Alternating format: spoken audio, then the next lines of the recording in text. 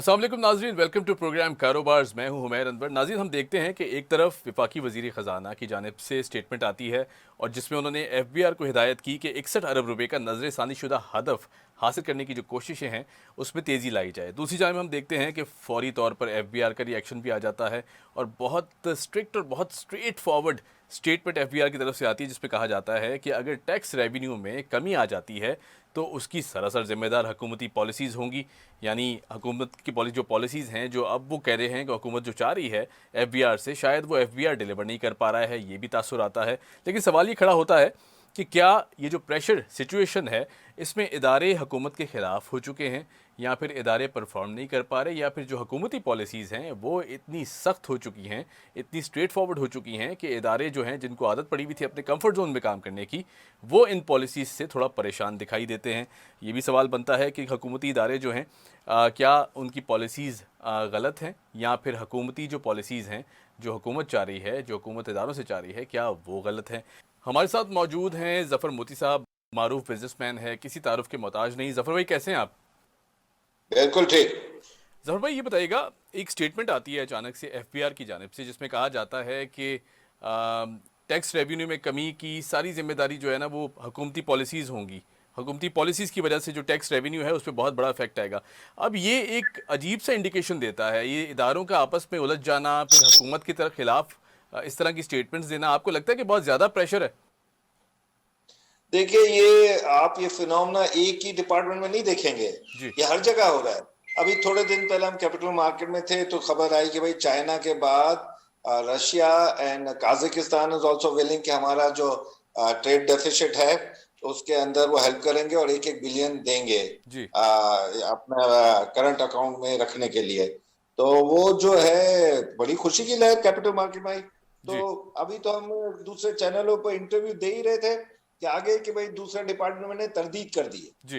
मैंने कहा यार अभी से आप एक डिपार्टमेंट क्या बोल रहा होता है, कोई अच्छी खबर लाता है तो दूसरा उसके ऊपर नेगेटिव ले आता है। अभी आप कल का प्रोग्राम देखे हैं शौकत तरीन साहब का, जी। वो तो खुद घबराए हुए लग रहे हैं, उनकी बॉडी लैंग्वेज ऐसे लग रही है कि वो घबराए हुए हैं। जी। और घबराहट का ये आलम था कि वो खुद ही बोल रहे थे कि अब फ्यूल के प्राइसेस बढ़ाने पड़ेंगे, अब टैक्सेस और लगाने पड़ेंगे, अब हमें जो जहां जहां हमको मुश्किल आ रही है तो हम उधर जो मराद दी हुई है, जो जिन इंडस्ट्रियों को टैक्स का बेनिफिट दिया हुआ है वो खत्म करने पड़ेंगे।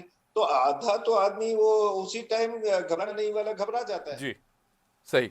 अच्छा, ज़फ़र ज़फ़र साहब, अब सारी सिचुएशन को अगर देखें और हुकूमती पॉलिसीज़ की बात कर लें, अब ज़ाहिर है आपने ये बात की कि इदारे, ये एक इदारे का नहीं, हर इदारे का यही हाल है इस वक्त कि हुकूमत के खिलाफ खड़े में। अब हुकूमती पॉलिसीज़ की अगर बात कर लें, कल हमने देखा, एक दो दिन पहले गुज़िश्ता रोज़ हमने देखा कि खान साहब ने परफॉर्मेंस अवार्ड्स जो हैं वो अपनी वज़ीरों को दिए हैं, वज़रा को दिए हैं, और अपनी 10 मिनिस्ट्रीज़ उन्होंने बेस्ट अनाउंस किए हैं कि ये टॉप 10 मिनिस्ट्रीज़ हैं, और उनको सर्टिफिकेट्स भी दिए गए हैं बाकायदा, जिसमें नंबर 1 पे कम्युनिकेशन थी और इस तरह आगे और मिनिस्ट्रीज हैं। असद उमर साहब का दूसरा नंबर था। अब ये सारे जो टैक्टिक्स लगाए जा रहे हैं, इससे तो बज़ाहिर लगता है कि हुकूमत बिल्कुल सही ट्रैक पे है। खान साहब बहुत खुश हैं अपनी कैबिनेट से और अपने वज़रा से। देखिए, मैं इसका एक फिनोमेना देख रहा था कि अब टोटल इंडस्ट्रियां कितनी हैं उसमें से टॉप 10 दे दिए हैं। अगर 12 जी। इंडस्ट्रियां तो बाकी दो क्या करेंगे, उनका उनके क्या खुदकुशी होगी या कुछ होगा ये मुझे नहीं पता है। लेकिन ये है कि इस तरह वो सेल्फ अप्रिसिएशन हमने कई सालों की हुकूमतों में देखी है। तो सबसे अजीब बात है कि टीम वही है, 19-20 का फर्क है जो परवेज मुशर्रफ के पास थी। जी। अब आप ये बताएं, आपसे भी मैं सवाल पूछता हूँ कि फर्क क्या आ रहा है कि ये ही टीम उसमें बड़ा परफॉर्म अच्छा कर रही थी और अब नहीं कर सक रही है। जी।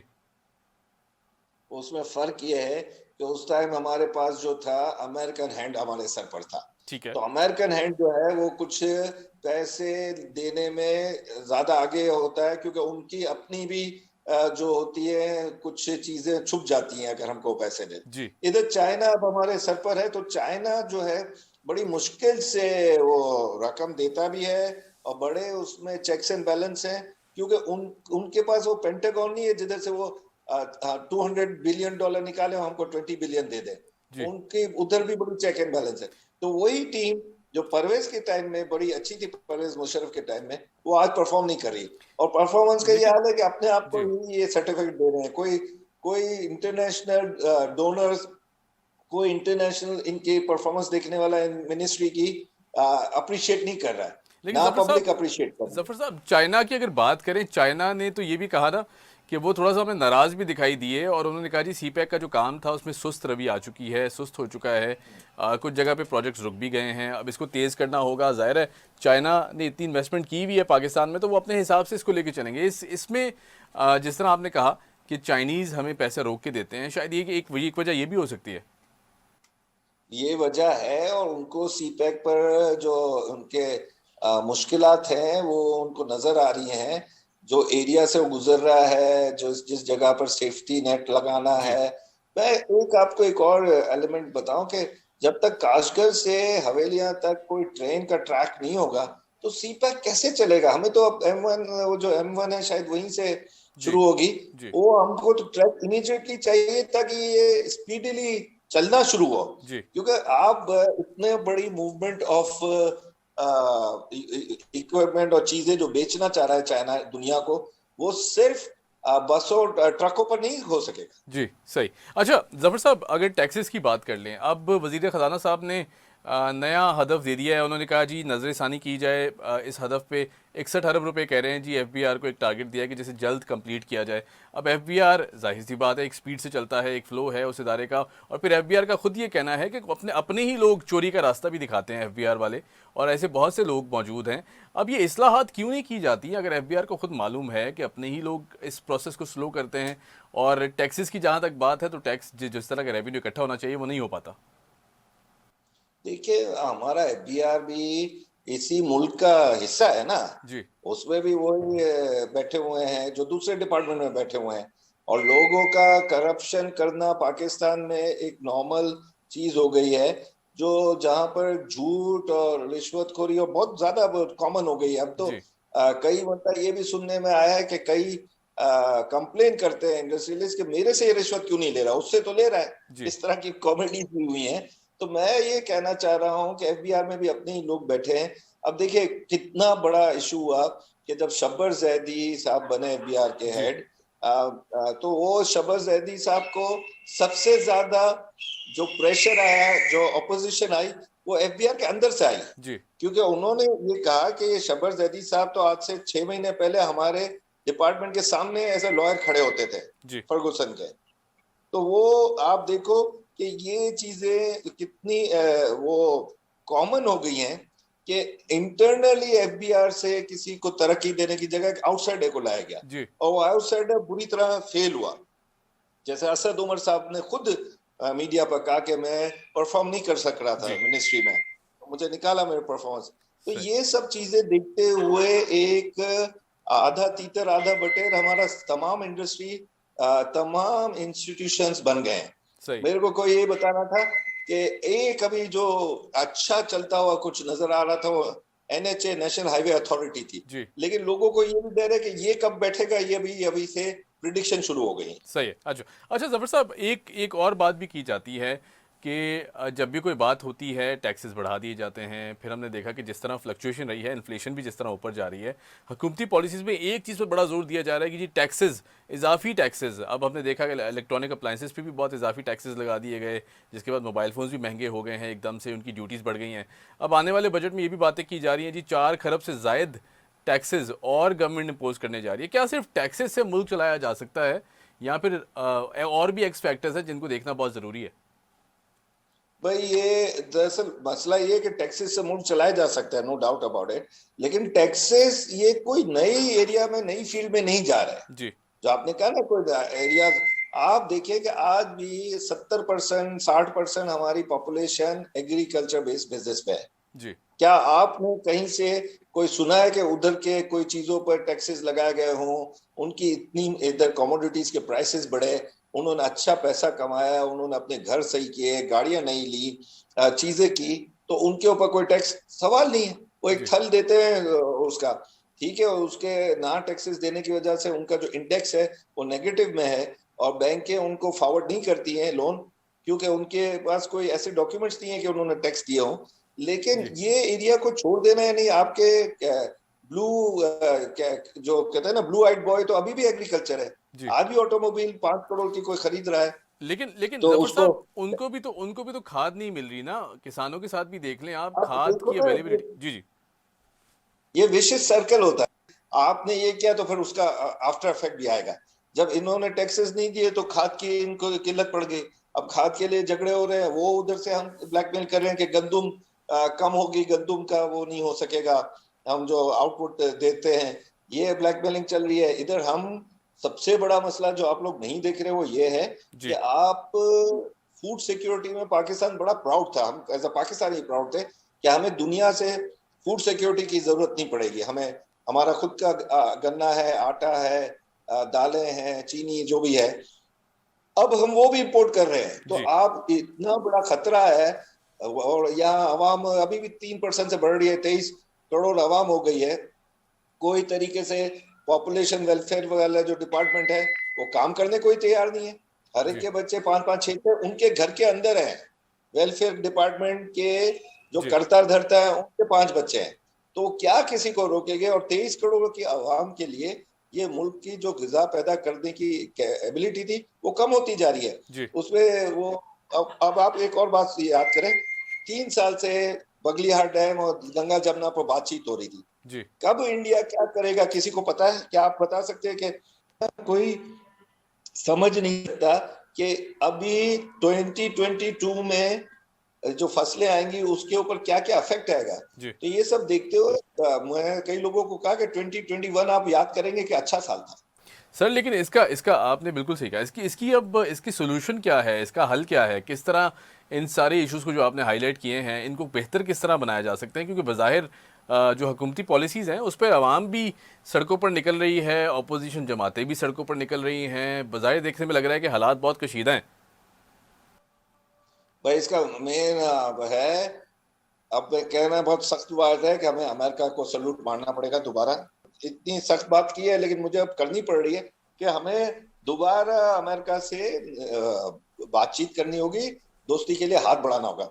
ये इंटरव्यू पर कह देना कि अमेरिका हमेशा छोड़ कर चला जाता है जब जी उसको काम पड़ता है, भाई ये दुनिया का उसूल है। जी ये क्या आप किसी मुल्क का कह रहे हो? उस मुल्क ने जिसने कहा था 200 साल पहले उनके प्रेसिडेंट्स ने कह दिया था कि we are not a friends of anybody forever और एनिमी फॉरएवर, जी एनीबॉडी फॉरएवर। मेरे ख्याल में जेफरसन ने कहा था। जो मुल्क जिसके कॉन्स्टिट्यूशन में ही है वो ये करता है, वो जी दुनिया में ये करता है, उसको जहां उसकी बेनिफिट्स होंगे तो वो वहां जाएगा। और इसमें अब वो छुईमी बनना या वो 14 फरवरी भी आ रही है, वो गर्लफ्रेंड बनाकर नखरे करने जी। जैसा हमारा मुल्क की एबिलिटी नहीं है। सही। अच्छा ज़फ़र साहब, आपने बिल्कुल सही कहा। आपने कहा कि चलिए अमेरिका के पास दोबारा जाना चाहिए, लेकिन यहाँ सवाल ये पैदा होता है कि अब अगर पाकिस्तान दोबारा वही लाइंस अपना लेता है जो आज से 10-12 साल पहले थी, उसी तरफ चला जाता है। अब ज़ाहिर है हमने देखा कि वज़ीर-ए-आज़म साहब ने चीन का बड़ा कामयाब दौरा किया है, वापस आए हैं। उसके बाद अब रशिया के दौरे पे भी जा रहे हैं। इस महीने के एंड पर रशियन उनसे भी मिलेंगे क़यादत से। अब पाकिस्तान बज़ाहिर तो यहाँ पर जो एक ट्रैक है वो बदलता हुआ दिखाई दे रहा है, जो झुकाव है बदलता दिखाई दे रहा है। अब वापस अमेरिका की तरफ जाना कैसे भाई मुमकिन वो होगा? आप झुकाव जिधर भी दें वो मसला नहीं है, मसला तो ये है कि इस मुल्क को, इस कौम को कैसे संभालें। जी झुकाव आप चाइना को दो कि ईरान को दो कि अफगानिस्तान को दो, रशिया को दो, काजाकिस्तान जो हमसे पैसे मांगता था उसको दो, लेकिन आपका झुकाव उस तरफ होना चाहिए जो 23 करोड़ आवाम के खाने पीने का जी और इसकी महंगाई से बचने का कोई तरीका करे। सही। दुनिया में उसूल है, ये जब भी महंगाई होती है वो डिफरेंट टाइप ऑफ टैक्सेस तो होते हैं ना, वो भी जी महंगाई भी एक टैक्स है ना भाई। जी जी बिल्कुल सही। तो सही महंगाई का भी तो टैक्स आप गिनो इस पर। सही सही। अभी ये जो 5 रुपए पहले 5 रुपए की जगह 3 रुपए बढ़ाया था फ्यूल का, जी अभी इनको गई थी जो समरी, उसमें उन्होंने 8 रुपए मांगे थे तो इन्होंने उसको भी रिबर्टल कर दिया, जो अपना रेफर्ड कर दिया। उसका इफेक्ट तो है ना, $91 से तो नीचे नहीं आ रहा, $90-91 से जी जी ऑयल। महंगाई और बढ़ाएगा कि नहीं बढ़ाएगा? सही सही। अच्छा, अब आप मारूफ बिजनेसमैन हैं, ज़ाहिर है बिजनेस कम्युनिटी से ताल्लुक़ है आपका। अब अगर पॉलिसीज़ की बात कर लें तो आपको लगता है कि एक एवरेज बिजनेसमैन के लिए जो कि अपना कारोबार कर रहा है पाकिस्तान में, चाहे छोटे स्केल पे कर रहा है या फिर दरमियाने स्केल पे कर रहा है, क्या उसके लिए कंडीशंस फेवरेबल हैं? मौजूदा जो सूरत हाल है कि पॉलिसीज़ और टैक्सेशन का जो निज़ाम है, क्या उसके लिए फेवरेबल है कि वो अपना बिजनेस, जिसे ईज़ ऑफ बिजनेस कहते हैं, क्या ये टर्मिनोलॉजी अप्लाई होती है? टर्मिनोलॉजी अप्लाई होती है। अब ये बड़ा आपने स्पेशल अच्छा सवाल पूछा है। जी ये स्पेसिफिक एरियाज में अप्लाई हो रही है, जी जो ease of business across the board नहीं है। जी ईज ऑफ बिजनेस, एफएटीएफ ने भी ईज ऑफ बिजनेस पे बड़े मुश्किलात लेकर आई है। हमारे जो रेमिटेंस की डॉक्यूमेंटेशन हो गई वो मुश्किलात लेकर आई है, जी। आईएमएफ लेकर आ रही है। तो ईज ऑफ बिजनेस कहाँ हो रहा है कि जो एक्सपोर्ट ओरिएंटेड बिजनेस है ठीक है। वो फ्लरिश कर रहे हैं, लेकिन जो इसके साथ ऑक्सिलरी बिजनेस है, जो छोटी इंडस्ट्री है, कॉटेज इंडस्ट्री जिसको कहते हैं, वो मर रही है। जी दूसरी तरफ आप देखें कि अगर एग्री बेस्ड काम में है तो जो वैल्यू एडिट करके पैकिंग करके मैंगोज एक्सपोर्ट कर रहा है तो वो फ्लरिश है। ठीक है। लेकिन वो बेचारा जो ऑरेंजेस लेकर बैठा हुआ है ठेले पर, वो बड़े बड़े यानी इधर कराची तक पहुंचा रहा है, उस वो फ्लरिश नहीं कर रहा है। ठीक है। सही। अच्छा, अब आपने कहा कि वो फ्लरिश नहीं कर रहा। अब इसकी अगर सोल्यूशन की तरफ जाएं, अब ज़ाहिर है इदारे मजबूत करने के लिए ये पॉलिसीज इंप्लीमेंट कराई गई थी और फिर फाइनेंशियल जो मॉनिटरिंग था खासतौर पर एफएटीएफ के बाद से, कि छोटे से छोटी ट्रांजैक्शन भी मॉनिटर की जाएगी, डॉक्यूमेंटेड इकोनॉमी होगी, डॉक्यूमेंटेड होने की तरफ लाया जाएगा। अब सवाल ये पैदा होता है कि आधे से ज़्यादा बल्कि ज़्यादा हिस्सा एक बिज़नेस का जो है वो तो ग्रे इकोनॉमी है, डॉक्यूमेंटेड नहीं है, ना उनको पता है कि अगर कारोबार करना है तो किस तरह रजिस्टर कराया जाए। अब ज़ाहिर है ये बहुत बड़ी हर्डल है इस पूरे प्रोसेस में। आपको लगता है कि आने वाले चंद साल भी हम इस चीज़ को कैटर कर पाएंगे या इसको कवर कर लेंगे? नहीं कर सकेंगे, क्योंकि हम जिंदगी भर ग्रे इकोनॉमी के परस्तार रहे हैं जमूल। जी मैं कई चैनलों पर ये बोलता हूं कि हम कैपिटल मार्केट को आप अमेरिकन स्टाइल पर चलाना चाहते हैं और बाकी पूरा मुल्क अफगानिस्तान में है जो कैश ट्रेड कर रहा है। जी ये इस तरह आधा तीतर आधा बटेर नहीं चलेगा। और इसी वजह से जो लिक्विडिटी क्रंच है, जो पैसा गायब हो गया है, जो इकोनॉमी से साइफंड आउट हो गया है, जी वो नजर आ रहा है कि भाई ये वो लोग हैं जो ब्लैक पैसा इकोनॉमी में डालते थे और बिजनेस करते थे। जी। अब उन्होंने कहा भाई हमारा तो नोट इन्होंने उसका तो बंदोबस्त ही खराब कर दिया है। तो बंदोबस्त खराब के बाद उन्होंने काम करना ही बंद कर दिया है। सही सही। लेकिन आपको आपको लगता है किस तरह बेहतर किस तरह बनाया जाए? अब ज़ाहिर है अगर आप कह रहे हैं जी ब्लैक मनी को इन्वेस्टमेंट की मद में लाना, बिजनेस करना, और ज़ाहिर है ये आपने देखा कि माजी में होता रहा है और उस टाइम पे शायद मेरा ख्याल बिजनेस कम्युनिटी फ्लरिश भी कर रही थी। अब मौजूदा सूरत हाल में इस तरह के बहुत से लोग ज़ाहिर है पीछे हट गए हैं, पॉलिसीज़ को स्ट्रांग होना भी बहुत ज़रूरी है। अब किस तरह इस चीज़ को दोबारा इंप्लीमेंट कराया जाए कि एटलीस्ट इन्वेस्टमेंट पाकिस्तान में आए और एक प्रॉपर चैनल के थ्रू वो जो इन्वेस्टमेंट है वो जहाँ लगनी चाहिए वहाँ लगनी चाहिए? आप सही कह रहे हैं, लेकिन वो इन्वेस्टमेंट लाते हुए भी जो foreign Pakistani non resident Pakistani बैठे हैं जी उनको भी ईज ऑफ बिजनेस में तकलीफें नजर आती हैं। और वो जो है वो अभी भी रिलक्टेंट हैं। और स्पेशली जब ये हम टूरिज्म के लिए फॉरेन इन्वेस्टमेंट पाकिस्तानियों की मांग रहे थे प्राइम मिनिस्टर साहब, और वो तो जी आपके पास एक मरी का इंसिडेंट ही उनको भगाने के लिए काफी है। जी बिल्कुल। हम कहाँ से, प्राइम मिनिस्टर साहब कहते हैं कि स्विट्जरलैंड से ज्यादा खूबसूरत है, फिर वो स्विट्जरलैंड में इंफ्रास्ट्रक्चर है। यहाँ पर तो वो मशीनें ही बेच चुके हैं, फ्यूल जी फ्यूल बेच चुके हैं। वो जो मशीनें थी एक ही जगह पर खड़ी थी, मुझे क्या बताना है, पूरी दुनिया को पता चला है। जी ये कोई मामूली बात है कि 23 आदमी बर्फ के, ये कौन सा कोई ऐसा बर्फ का वो आया है जो साइबेरिया में आते हैं तूफान। जी उस मामूली सी बर्फ गिरी है तो उसमें हो गया, 2 साल पहले मामूली सी बारिश हुई, कराची का पूरा इंफ्रास्ट्रक्चर बैठ गया। तो जी ये आपको जब फॉरेन पाकिस्तानियों को, नॉन रेजिडेंट पाकिस्तानियों को लाना है, उनको आपको अश्योरिटी देनी पड़ेगी कि भाई आपका वन विंडो होगा, आपसे कोई रिश्वत नहीं मांगेगा, आपसे कोई हुल्लड़बाजी नहीं करेगा। अभी आप छोटा सा किस्सा, आज हमारे सब दोस्तों ने जी जो सोलर पावर लगाए हैं अपने घरों के अंदर, उनको अभी तक तो के इलेक्ट्रिक मीटर नहीं दे रहा है। जी जी बिल्कुल सही। अब आप सोचें कि एक आप सोलर के लिए बड़े खुश होते हैं कि यार अपना वो इलेक्ट्रिसिटी का बिल खत्म हो जाएगा और ये जी वो, you feel good about it. फिर आपको वो तंग करना शुरू करे तो आप कहोगे यार छोड़ो यार, अपने यही जनरेटर पर पड़े हैं, यही ठीक है। सही। अच्छा जफ़र साहब, बिल्कुल ये इश्यूज अपनी जगह मौजूद हैं। अब अगर पाकिस्तानी कम्युनिटी की बात करें, यहाँ पे रहने वाले नौजवान की बात करें, यूथ की बात करें, अब ज़ाहिर है नौकरियाँ तो हैं ही नहीं। अगर कारोबार करने का भी सोचें, इन्वेस्टमेंट भी चाहिए होती है, फिर पैसे भी नहीं हैं, मौजूदा सूरत हाल, कोविड भी चल रहा है और इस सारी सूरत हाल ने बहुत मुश्किल खड़ी कर दी है और यूथ का जो डायरेक्शन होनी चाहिए थी टुवर्ड्स स्टार्टिंग देयर बिजनेस, वो भी बहुत कन्फ्यूजन का शिकार है। अब ऐसे में एक यंग लड़का या लड़की अगर कोई काम भी शुरू करना चाहता है, बिजनेस भी करना चाहता है, फिर हुकूमती इंसेंटिव्स की तरफ भी अगर देखा जाए उस तरह सपोर्ट नहीं किया जाता। एक आध प्रोग्राम ज़रूर है, मगर ज़ाहिर है उसमें भी ज़ाहिर है सबको तो नहीं मिल सकते ना कर्जे। अब किस तरह एक नौजवान इस पूरी सिचुएशन में हालात को देखते हुए क्या करे, किस तरफ जाए, क्योंकि नौकरियां तो अब हैं ही नहीं और हुकूमत ने भी हाथ उठा लिए थे कि हम नौकरियां नहीं दे सकते। ये सूरत हाल, ये हुकूमत की जिम्मेदारी नहीं है कि नौकरियां देगी। देखिए, ये कैच 22 है। जी जब वो बैंक में जाते हैं कर्जा लेने तो उनसे स्टेटमेंट मांगते हैं, जब वो कहते हैं स्टेटमेंट नहीं है तो उनको कर्जा नहीं मिलता है। जी ये अंडा पहले आए या मुर्गी पहले आए, उस तरह का कॉन्सेप्ट है। लोग परेशान हैं। वो जो था कि भाई नई जनरेशन को आईटी के बिजनेस के लिए, टूरिज्म के लिए अभी डिस्कशन हो रही है किसी से, तो वो नहीं मिलेंगे तो वो आगे तो नहीं बढ़ सकेंगे। जी अब उनका गवर्नमेंट का भी मसला है कि उनको कोई गारंटीज तो चाहिए, जी क्योंकि हमारे अलहाज इसाक डार साहब ने मुदारबा इंडस्ट्री का जो हाल किया था वो आपके सामने था। जी जी तो अलहाज साहब ने बगैर कोई सेफ्टी के सबको पैसे देने शुरू किया, मुदारबा की पूरी इंडस्ट्री फेल हो गई। तो सही। यहाँ अब जो बाकी यहाँ अलहाज बैठे हुए हैं वो ये नहीं करना चाह रहे, तो ये बड़ा मुश्किल है कि कौन किस पर ट्रस्ट करे, पब्लिक गवर्नमेंट पर ट्रस्ट करे या गवर्नमेंट पब्लिक पर ट्रस्ट करे। सही। अच्छा, अब बजट की अगर बात कर लें, आने वाले बजट को किस तरह देखते हैं? क्या कोई बेहतरी आने के इम्कानात हैं, या फिर मज़ीद जो सूरत हाल है वो बुरी होती जाएगी या बदतर होती जाएगी? सवाल नहीं है कोई अच्छी खबर आए बजट से, क्योंकि जो लास्ट बजट दिए थे जी वही जो अच्छा बजट था, जो शौकत तरी ने पहला दिया था, तो वो उसी टाइम कैंसल्ड आउट कर दिया था। जी जब मिनी बजट आया तो जो जगह पर मराद देने की बातें हुई थी वो सब खत्म कर दी गई थी। जी नहीं तो अगर आप याद करो तो वो उस दिन जब बजट आया था तो कैपिटल मार्केट भी बढ़ी थी और लोगों ने बड़ा अप्रिशिएट किया था कि न्यू टैक्सेस लगे। जी अब आपके सामने नजर आ रहा है।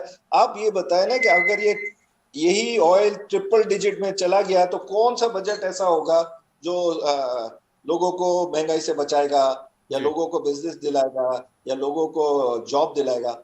अगर ये ऑयल प्राइसेस बढ़ते गए और हम लोगों को डिफर्ड ये ऑयल नहीं मिलेगा, या फिर सऊदिया हमको इतना कॉपरेट नहीं करेगा, तो कौन सा बजट सही आएगा, आप मुझे बताएं। सही, बिल्कुल ठीक। अच्छा जी, अब आने वाला जो टाइम है, ज़ाहिर है 1.5 साल बाकी है हुकूमत का, 1 साल लगभग 18 महीने बाकी हैं। इसको किस तरह देखते हैं? मौजूदा जो स्पीड चल रही है, जो परफॉर्मेंस है और जो पॉलिसीज़ हैं, इसको नज़र में रखते हुए, सामने रखते हुए, अब मौजूदा जो सूरत हाल है उसको सामने रखते हुए आने वाला जो टाइम है 1.5 साल हुकूमत का, किस तरह देखते हैं?